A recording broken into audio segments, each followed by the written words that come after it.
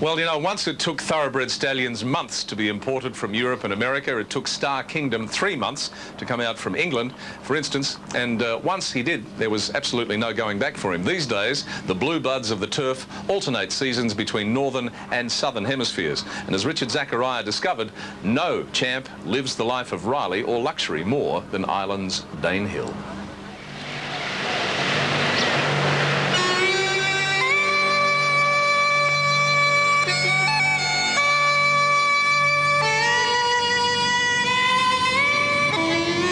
The Rock of Cashel and its crumbling castle towers above County Tipperary in Ireland. But in this ancient country with pastures said to be the most fertile in the world, it's horses that really dominate. For many, the horse is the symbol of Ireland. After all, they've been racing them here since the 11th century. The reason the Irish cherish their horses is like so much of Irish history, inspired by anti-British sentiment. The English, under their draconian penal laws, forbade Irishmen to own a horse over the value of £6. Well, things have certainly changed. This horse is owned by the Irish and he's worth a lot more than £6. In fact, Coolmore Stud here in County Tipperary recently bought out their Australian partners, valuing this horse at a cool $24 million. That's right, $24 million. And his name is Danehill. Christy, why is Danehill worth $24 million? Well, as you know, Richard, he's now champion sire in Australia. He's the first horse in Star Kingdom to have 2 back-to-back Golden Slipper winners. Dan Zero put Danehill on the Australian map in 1994 when he won the Golden Slipper. And earlier this year, in the autumn, Danehill did it again. The slipper. Danehill is flavour of the month. So every year for the past 6 years, he leaves Ireland for Australia. Once it was quite a business getting a stallion across the world. Now it's a well-orchestrated intercontinental jaunt. But how does a $24 million champion sire travel? Well, first class, of course. And he should do. His airfare for this round-trip jaunt is $43,000. But by the way, he'll earn that in his first service of a mare valued at $60,000. So he must be looked after. How do you travel? Yeah, great. Travel well? Yep. He gets his own compartment and 2 minders who anxiously watch over him every minute of the 24-hour trip. In fact, Danehill has travelled much more comfortably than his handlers. How much sleep have you had? None. He's just treated like every other normal horse. Every other first-class passenger? Well, he's a frequent flyer now. Danehill was bought for $24 million because he has the magic genes that turn mere dollars into dreams.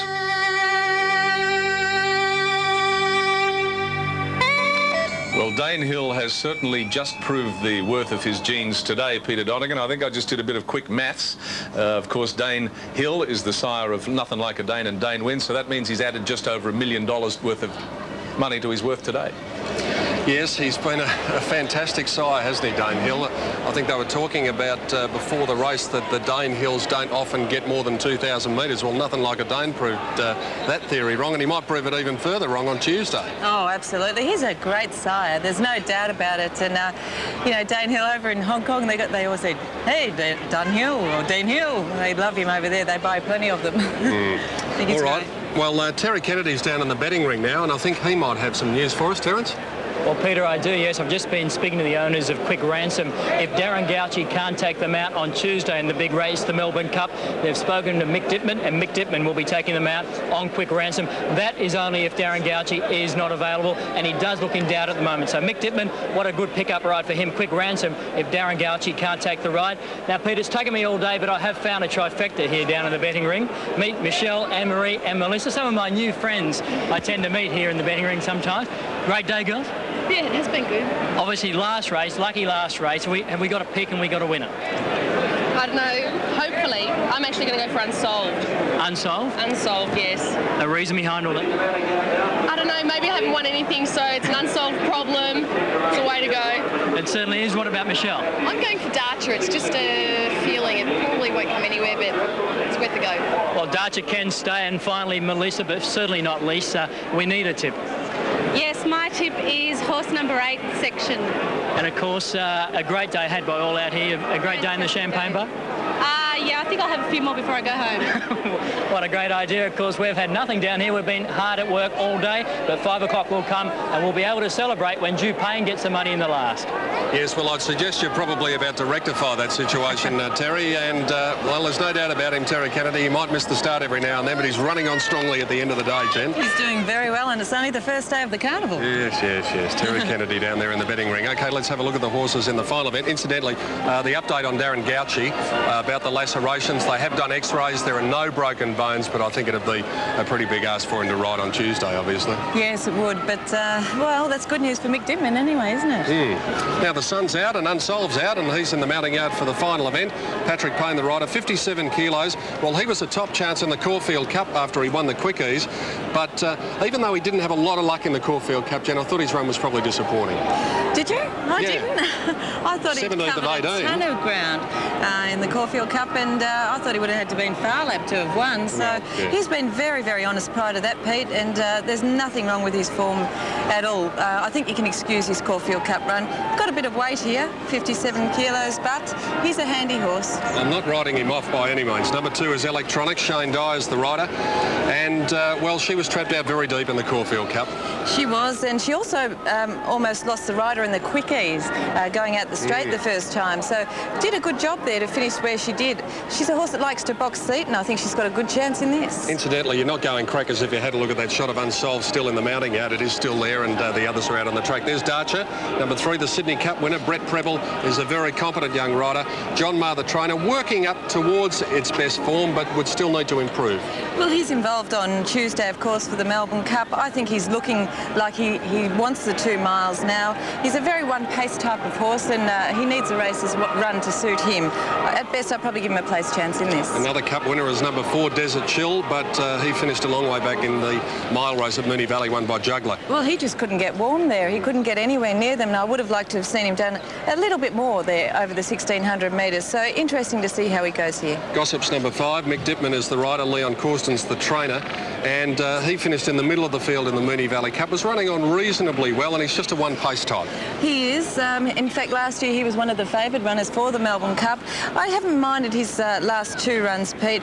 He's probably left there with an each-way chance because of the fact he is racing at Flemington and he's a big track type horse. If you forget about the run of Sir Kingy at Geelong, go back previously, ran 3rd behind All Our Mob in the Turnbull.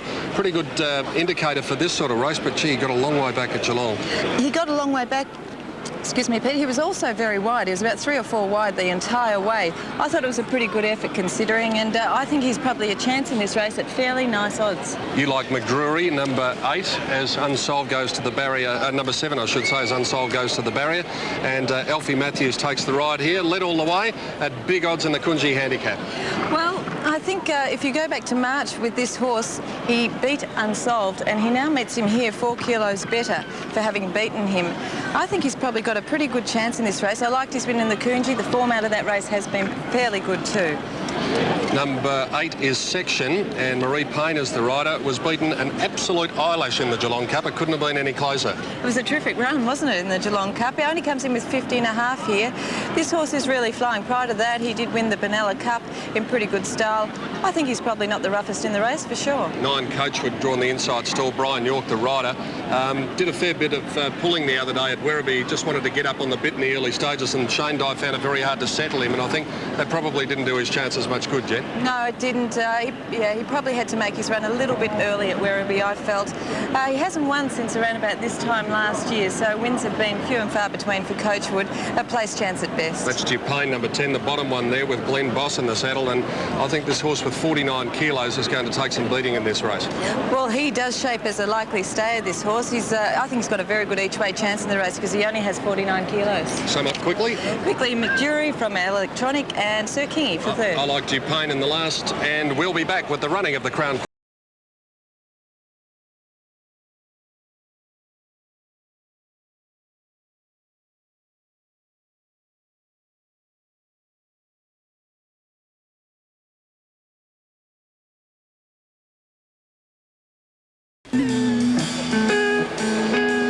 final event coming up on Derby Day, and they're about to move into the stalls for the Crown Quality, sponsored of course by Crown Casino, and I'm delighted to say that Ken Carney, the Director of Corporate and Public Affairs, is with us, and well, it's great to be associated with any race on Derby Day, isn't it? Oh, it's a fantastic day, Peter, particularly today. We've had lovely weather and we've got a huge crowd and a high quality field.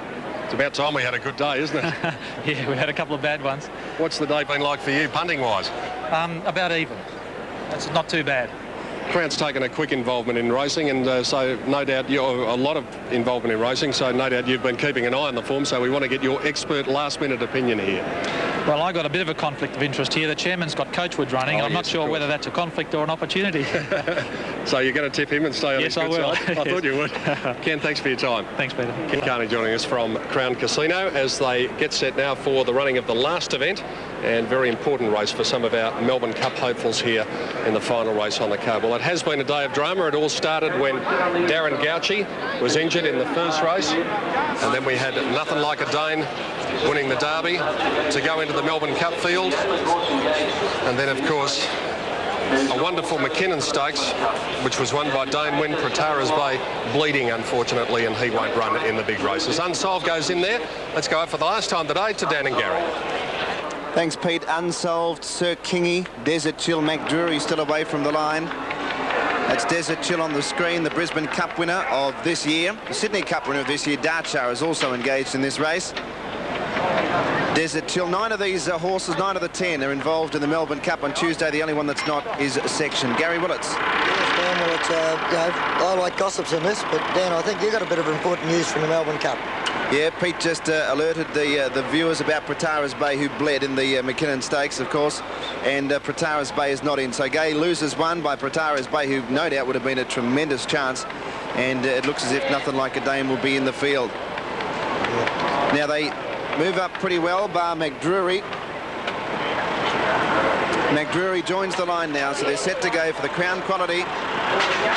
Racing, Gossip's ridden out with a whip, was a little bit tardy into stride. Coachwood ridden hard to hold a forward spot. Darcher jumped well, and so too did Electronic. And Electronic will race up on the outside of Coachwood early. Darcher third, McDrury drops in behind them fourth. Then Gossip's fifth on the inside of Section, followed by Duke Payne, and then came Sir Kingy. Desert Chill second last, and the top weight Unsolved last of all as they head out of the straight. 2,100 metres left to go, and Coachwood the leader by 2.5 lengths. Darchar racing second on the inside of Electronic, a length and a half to McDrury fourth. Fifth on the inside was Gossip's, 2.5 lengths away Section, a length and a half to Sir Kingy. Then came Duke Payne, and then back on the inside Unsolved, and Desert Chill was last of all. Well, Coachwood, as they head towards the 1,800 metres point, he races in the same colours carried by Mahogany, and he leads the field by 3 lengths in the Crown Quality. Second was Darchar, Electronic was third, a length and a half away fourth Gossips. McDrury racing fifth, 1.5 to the New Zealander Sir Kingy on the inside of Section. 2.5 lengths further back than a Dupayne, the favourite, and well supported to run favourite from Unsolved second last, and Desert Chill last of all, about 8 lengths off the lead.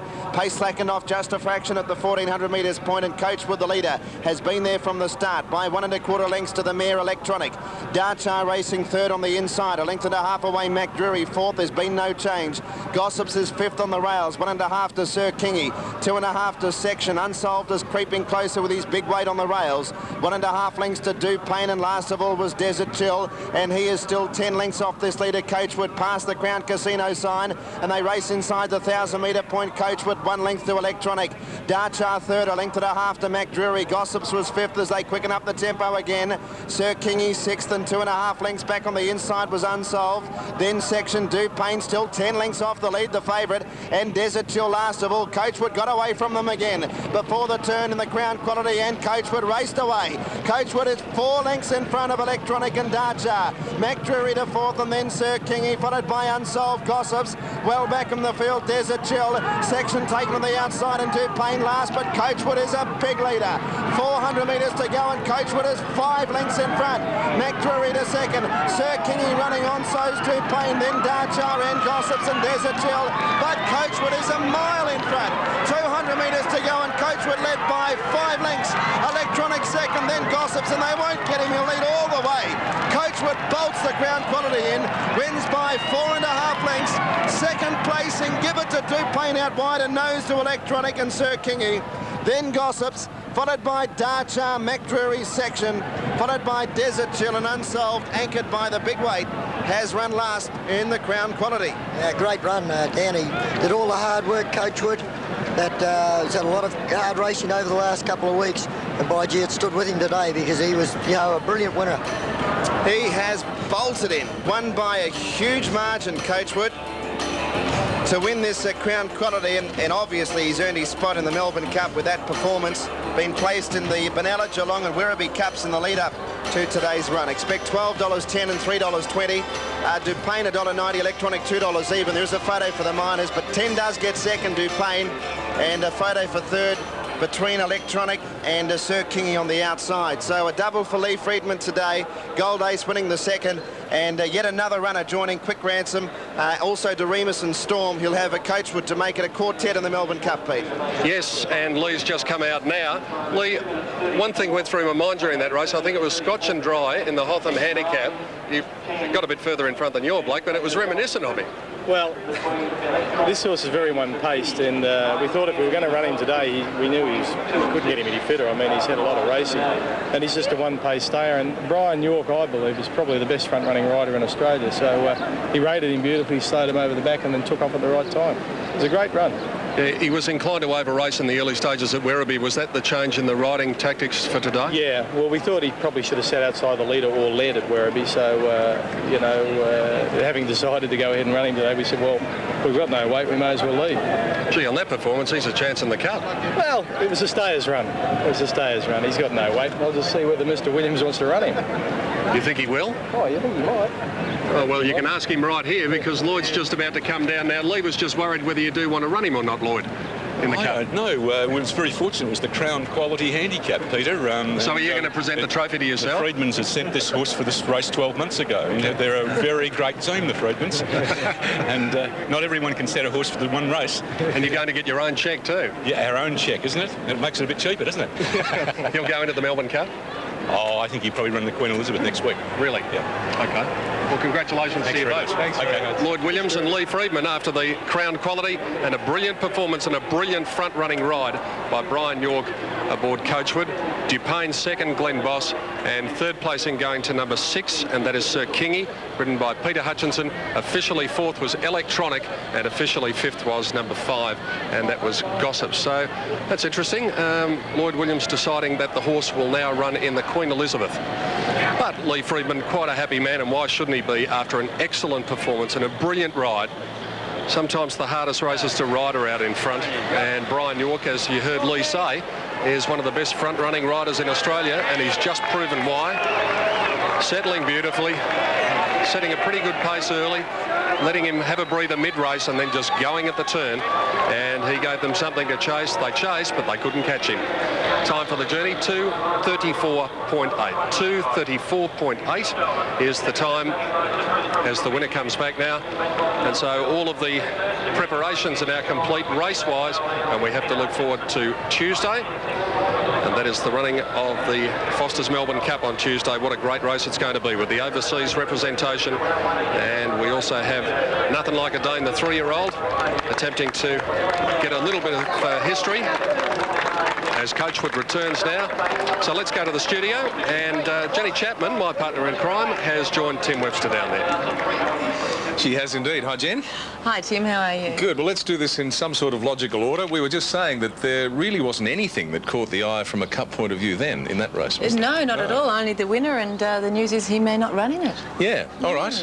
Your most impressive highlight today? Well, I think Nothing Like a Dane, obviously. Oh, yeah. It was a fabulous performance. Octagonal was pretty unlucky as well, but you couldn't take much away from the winner there. It was a good performance. And Gay Waterhouse winning her first derby, fantastic. She is great for racing, Gay, and it was marvellous to see. Absolutely. Right at the head of the program, we said, what a remarkable woman. And she is. Given the amount, I think we've all forgotten now, the amount of time that she was away and trying to get a licence to train.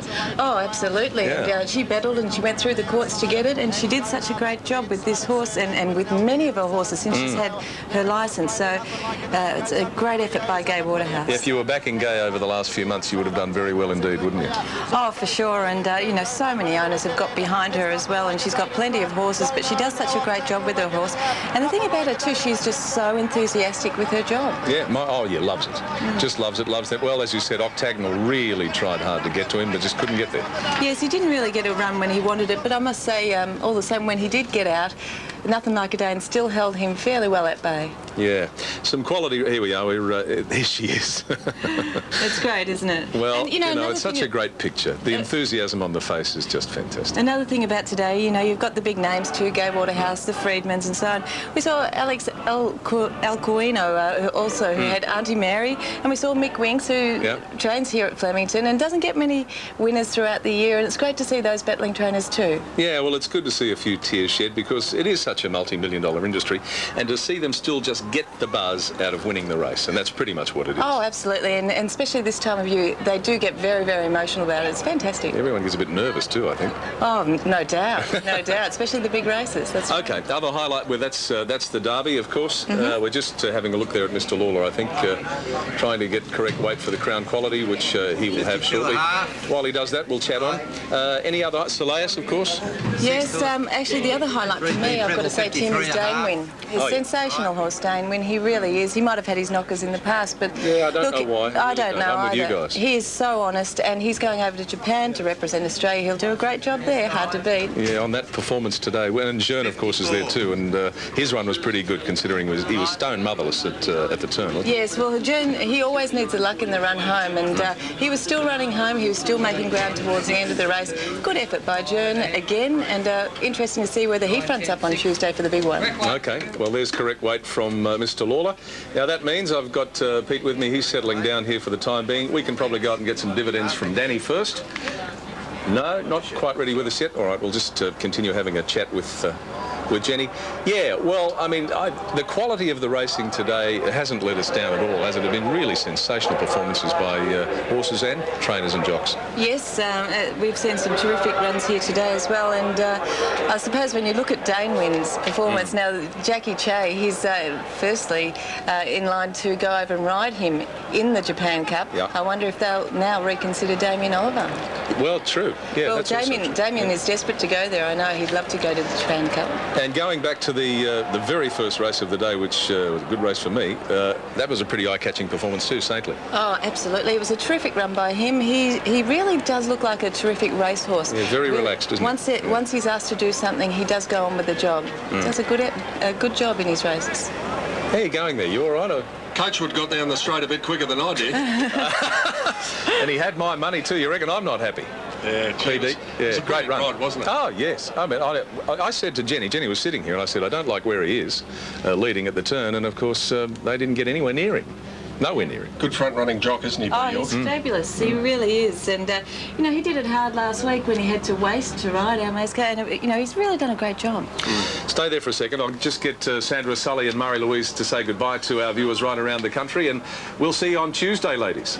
We will, Tim. It has been a wonderful day, hasn't it, Murray Louise? It's been absolutely fabulous, and we are waiting for Tuesday with great anticipation. We're going to have a super day. We've got some great interviews and some great fashions, no doubt. All wrapped up in one. There you go, Tim. We look forward to it. All right. We do look forward. Don't they look a picture next to the roses there? PD, we've talked to Jenny about her highlight. Yours for the day? Well, it has to be Nothing Like a Dane. Nothing Like a Dane for sure, and the fact that he may go on to another highlight on Tuesday to become the first 3-year-old in 54 years to win the Melbourne Cup. The last one to run a place was Clear Prince in 1970, and the last one to run in the race was Stylish Century in 1989, and he ran nearly last. Yeah, and I guess the wild card, as Mark Johnston said to us, is we don't really know what Double Trigger is going to do on Tuesday. Only he knows that. If he runs up to his best English form and he's acclimatised properly, he'll win the Melbourne Cup. Well, there's simple as that. Yeah, it is as simple as that, isn't it? Yeah, well, he won't disgrace himself anyway, regardless. No doubt. Oh, I've got a problem with the dividends, have we? We can't bring you the dividends yet. Are we? Oh, all right. Well, we will bring you those dividends throughout our newses right around the country. And we'll be back here on Tuesday. Now, quickly, eye-catching performances as far as the Cup's concerned, other than Nothing Like a Dane. from both of you? I thought Jern was a pretty good run today, if he runs. If he runs? Yeah, likewise. I've liked Jern's runs leading up to the Cup, and his effort again was good today. OK, well, apparently it's going to rain for the next 2 days, then we're going to have brilliant sunshine on Cup Day. I hope you're right. Well, don't blame me, blame Adam Digby, because he said it. Ladies and gentlemen, hope you've enjoyed Derby Day 1995. It's, as always, been our pleasure to bring it to you. See you on Cup Day.